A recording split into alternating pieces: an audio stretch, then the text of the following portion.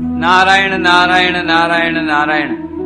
श्रीमद्भागवत पंचम स्कंध अथ दशमोध्याय।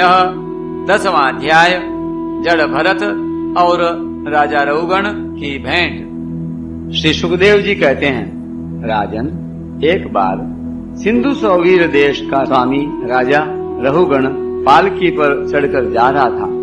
जब वह इक्षुमती नदी के किनारे पहुंचा, तब उसकी पालकी को उठाने वाले कहारों के जमादार को एक कहार की आवश्यकता पड़ी। कहार की खोज करते समय दैववश उसे ये ब्राह्मण देवता मिल गए। इन्हें देखकर उसने सोचा, यह मनुष्य हृष्ट-पुष्ट, जवान और गठीले अंगों वाला है, इसलिए यह तो बैल या गधे के समान अच्छी तरह बोझा ढो सकता है। यह सोचकर उसने बेगार में पकड़े हुए अन्य कहारों के साथ इन्हें भी बलात् पकड़कर पालकी में जोड़ दिया। महात्मा भरत जी यद्यपि किसी प्रकार इस कार्य के योग्य नहीं थे, तो भी वे बिना कुछ बोले चुपचाप पालकी को उठा ले चले। वे द्विजवर कोई जीव पैरों तले दब न जाए, इस डर से आगे की एक बाण पृथ्वी देख कर चलते थे। इसलिए दूसरे कहारों के साथ उनकी चाल का मेल नहीं खाता था। अतः जब पालकी टेढ़ी सीधी होने लगी, तब यह देखकर राजा रघुगण ने पालकी उठाने वालों से कहा, अरे कहारों, अच्छी तरह चलो, पालकी को इस प्रकार ऊंची नीची करके क्यों चलते हो? तब अपने स्वामी का यह आक्षेप युक्त वचन सुनकर कहारों को डर लगा कि कहीं राजा उन्हें दंड न दे। इसलिए उन्होंने राजा से इस प्रकार निवेदन किया, महाराज, यह हमारा प्रमाद नहीं है। हम आपकी नियम मर्यादा के अनुसार ठीक ठीक ही पालकी ले चल रहे हैं। यह एक नया कहार अभी अभी पालकी में लगाया गया है, तो भी यह जल्दी जल्दी नहीं चलता। हम लोग इसके साथ पालकी नहीं ले जा सकते। कहारों के ये दीन वचन सुनकर राजा रघुगण ने सोचा, संसर्ग से उत्पन्न होने वाला दोष एक व्यक्ति में होने पर भी उससे संबंध रखने वाले सभी पुरुषों में भी आ सकता है। इसलिए यदि इसका प्रतिकार न किया गया तो धीरे धीरे ये सभी कहार अपनी चाल बिगाड़ लेंगे। ऐसा सोचकर राजा रघुगण को कुछ क्रोध हो आया। यद्यपि उसने महापुरुषों का सेवन किया था, तथापि क्षत्रिय स्वभाववश बलात् उसकी बुद्धि रजोगुण से व्याप्त हो गई और वह उन द्विज श्रेष्ठ से, जिनका ब्रह्म तेज भस्म से ढके हुए अग्नि के समान प्रकट नहीं था, इस प्रकार व्यंग से भरे वचन कहने लगा, अरे भैया, बड़े दुख की बात है, अवश्य ही तुम बहुत थक गए हो। याद होता है तुम्हारे इन साथियों ने तुम्हें तनिक भी सहारा नहीं लगाया और इतनी दूर से तुम अकेले ही बड़ी देर से पालकी को ढोते चले आ रहे हो। तुम्हारा शरीर भी तो विशेष मोटा ताजा और हट्टा कट्टा नहीं है, और मित्र बुढ़ापे ने अलग तुम्हें दबा रखा है। तो इस प्रकार बहुत ताना मारने पर भी वे पहले की ही भांति चुपचाप पालकी उठाए चलते रहे। उन्होंने इसका कुछ भी बुरा न माना, क्योंकि उनकी दृष्टि में तो पंचभूत, इंद्रिय और अंतःकरण का संघात, यह अपना अंतिम शरीर अविद्या का ही कार्य था। वह विविध अंगों से युक्त दिखाई देने पर भी वस्तुतः था ही नहीं। इसलिए उसमें उनका मैं मेरेपन का मिथ्या अध्यास सर्वथा निवृत्त हो गया था और वे ब्रह्म रूप हो गए थे। किंतु पालकी अब भी सीधी चाल से नहीं चल रही है, यह देख कर राजा रघुगण क्रोध से आग बबूला हो गया और कहने लगा, अरे ये क्या तू जीता ही मर गया? तू मेरा निरादर करके मेरी आज्ञा का उल्लंघन कर रहा है। मालूम होता है तू सर्वथा प्रमादी है। अरे जैसे दंडपाणी यमराज जन समुदाय को उसके अपराधों के लिए दंड देते हैं, उसी प्रकार मैं भी अभी तेरा इलाज किए देता हूँ, तब तेरे होश ठिकाने आ जाएंगे।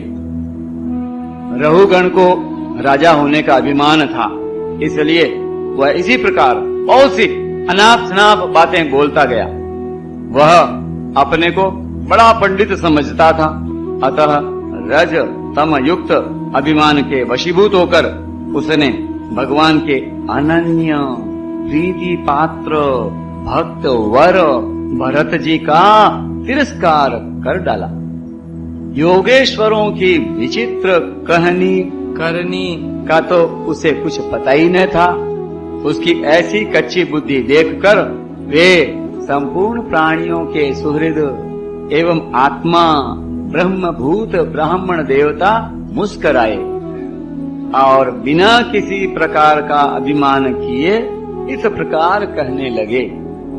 जड़ भरत ने कहा, राजन, तुमने जो कुछ कहा वह यथार्थ है, उसमें कोई उलाहना नहीं है। यदि हार नाम की कोई वस्तु है तो ढोने वाले के लिए है, यदि कोई मार्ग है तो वह चलने वाले के लिए है, मोटापा भी उसी का है।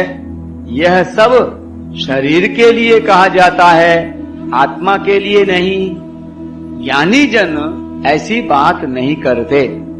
स्थूलता, कृशता, आधि, व्याधि, भूख, प्यास, भय, कलह, इच्छा, बुढ़ापा, निद्रा, प्रेम, क्रोध, अभिमान और शोक, ये सब धर्म देहाभिमान को लेकर उत्पन्न होने वाले जीव में रहते हैं। मुझ में इनका लेश भी नहीं है। राजन, तुमने जो जीने मरने की बात कही, सो जितने भी विकारी पदार्थ हैं उन सभी में नियमित रूप से ये दोनों बातें देखी जाती हैं, क्योंकि वे सभी आदि अंत वाले हैं। यशस्वी नरेश, जहाँ स्वामी सेवक भाव स्थिर हो वहीं आज्ञा पालन आदि का नियम भी लागू हो सकता है। तुम राजा हो और मैं प्रजा हूँ, इस प्रकार की भेद बुद्धि के लिए मुझे व्यवहार के सिवा और कहीं तनिक भी अवकाश नहीं दिखाई देता। परमार्थ दृष्टि से देखा जाए तो किसे स्वामी कहें और किसे सेवक। फिर भी राजन, तुम्हें यदि स्वामित्व का अभिमान है तो कहो, मैं तुम्हारी क्या सेवा करूं? वीरवर, मैं मत्त, उन्मत्त और जड़ के समान अपनी ही स्थिति में रहता हूँ। मेरा इलाज करके तुम्हें क्या हाथ लगेगा? यदि मैं वास्तव में जड़ और प्रमादी ही हूँ तो भी मुझे शिक्षा देना पीसे हुए को पीसने के समान व्यर्थ ही होगा। श्री सुखदेव जी कहते हैं, परीक्षित, मुनिवर जड़ भरत यथार्थ तत्व का उपदेश करते हुए इतना उत्तर देकर मौन हो गए। उनका देहात्म बुद्धि का हेतुभूत अज्ञान निवृत्त हो चुका था, इसलिए वे परम शांत हो गए थे। अतः इतना कहकर भोग द्वारा प्रारब्ध क्षय करने के लिए वे फिर पहले के ही समान उस पालकी को कंधे पर लेकर चलने लगे। सिंधु सौवीर नरेश रहुगण भी अपनी उत्तम श्रद्धा के कारण तत्व जिज्ञासा का पूरा अधिकारी था। जब उसने उन द्विज श्रेष्ठ के अनेकों योग ग्रंथों से समर्थित और हृदय की ग्रंथि का छेदन करने वाले ये वाक्य सुने, तब वह तत्काल पालकी से उतर पड़ा। उसका राज मद सर्वथा दूर हो गया और वह उनके चरणों में सिर रखकर अपना अपराध क्षमा कराते हुए इस प्रकार कहने लगा, देव, आपने द्विजों का चिन्ह यज्ञोपवीत धारण कर रखा है, बतलाइए इस प्रकार प्रच्छन्न भाव से विचरने वाले आप कौन हैं? क्या आप दत्तात्रेय आदि अवधूतों में से कोई हैं? कस्त्वं निगूढश्चरसि द्विजानां बिभर्षि सूत्रं कथमोऽवधूतः कस्यासि कुत्रत्य इहापि कस्मात् क्षेमाय नश्चेदसि नोत शुक्लः। आप किसके पुत्र हैं? आपका कहाँ जन्म हुआ है और यहाँ कैसे आपका पदार्पण हुआ है? यदि आप हमारा कल्याण करने पधारे हैं तो क्या आप साक्षात सत्वमूर्ति भगवान कपिल जी ही तो नहीं है।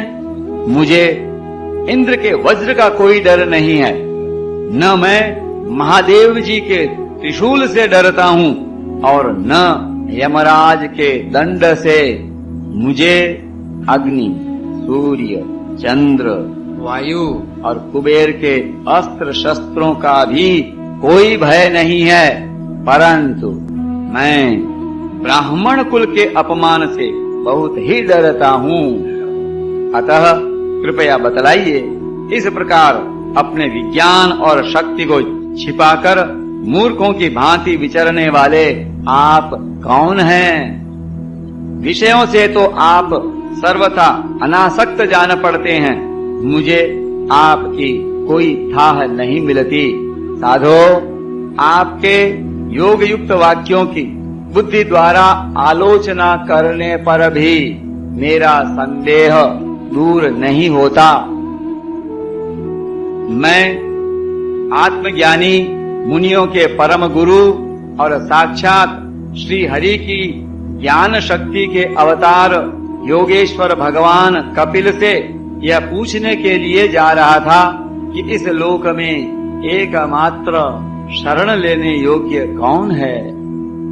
क्या आप वे कपिल मुनि ही हैं जो लोगों की दशा देखने के लिए इस प्रकार अपना रूप छिपाकर विचर रहे हैं? भला घर में आसक्त रहने वाला विवेकहीन पुरुष योगेश्वरों की गति कैसे जान सकता है?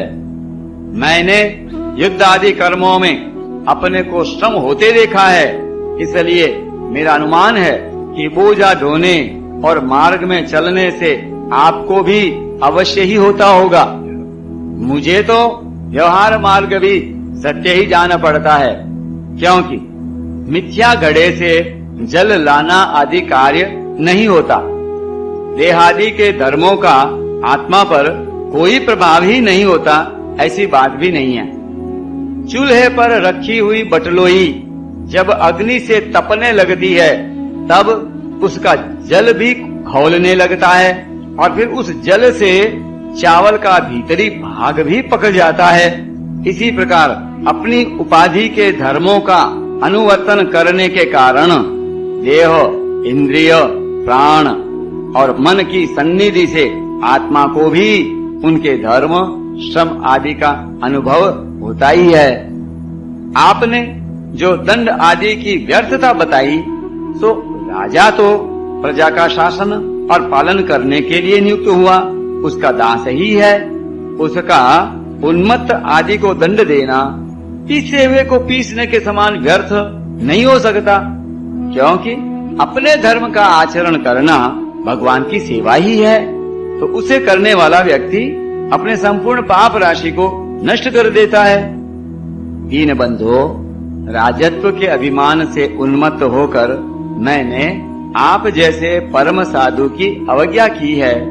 अब आप ऐसी कृपा कीजिए जिससे इस साधु अवज्ञा रूप अपराध से मैं मुक्त हो जाऊं। आप देहाभिमान शून्य और विश्व बंधु श्री हरि के अनन्य भक्त हैं, इसलिए सब में समान दृष्टि होने से इस मानापमान के कारण आप में कोई विकार नहीं हो सकता।